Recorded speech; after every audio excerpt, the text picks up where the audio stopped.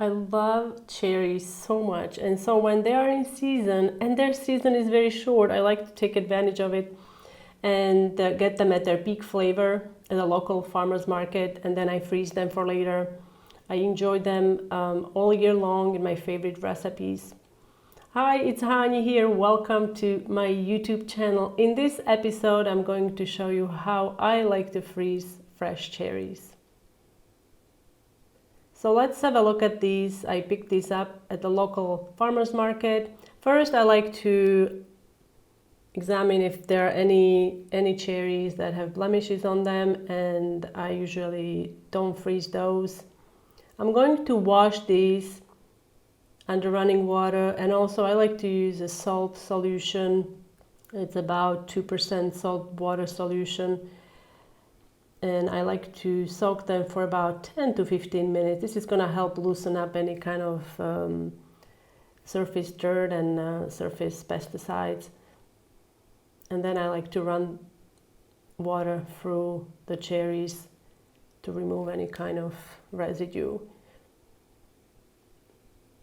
So once your water is ready, I'm using cold water. You want to add the cherries. I'm not removing the stem. That's going to be done in the next step. And I actually use the salt water soak on most of the fruit. I even do that with lemons when I make limoncello, because you need the peel, so I do that as well with the lemons. So now, once these are ready and nicely rinsed, we're going to dry them off. I don't like to add excess water, so I'm going to dry them to the freezer. So I'm going to dry them off on a tray, and then we can get to the messy part, and that's the removing the pit, removing the little stone. So ideally, you want to use a cherry pitter. I have a small cherry pitter that I bought locally, but I know there are so many different varieties. I'm happy with the one I have. It works very well.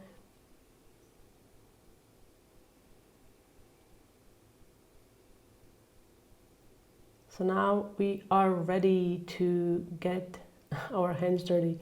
So here is my little cherry pitter. This is a great gadget to have if you like cherries. I tried using it on olives, but honestly, olives are a bit tough, and they're smaller, so it didn't really work for me.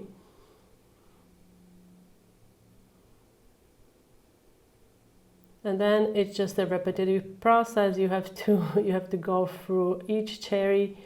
It's inserted into a gadget, and then you push the little post through it, and then you toss the stone into a bowl. That's it.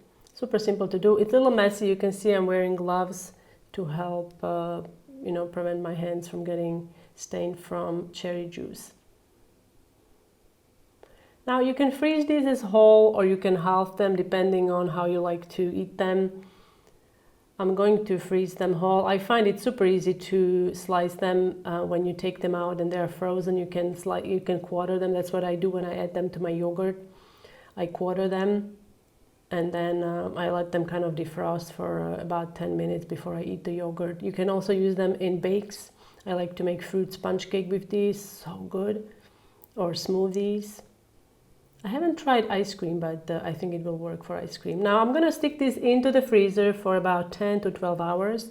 Once they are frozen, you can remove them and then stick them into a container or a Ziploc bag. You want to freeze them in one layer so they don't stick together.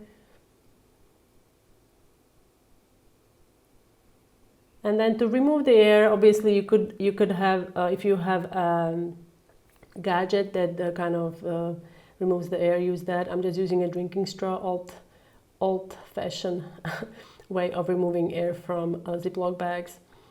And then you can store these in a freezer for up to a year. I love having cherries like this in a freezer. It's fantastic because